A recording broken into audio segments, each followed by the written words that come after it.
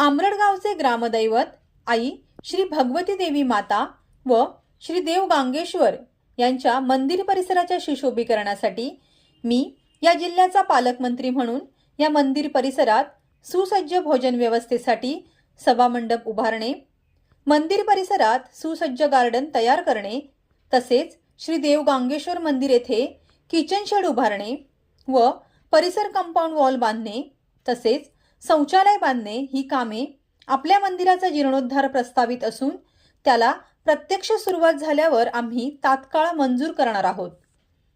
आपल्या मागणीप्रमाणे मंदिर परिसर रस्ता डांबरीकरण करणे व मजबूतीकरण करणे या कामासाठी मी तात्काळ 10 लाख रुपये मंजूर केले आहेत।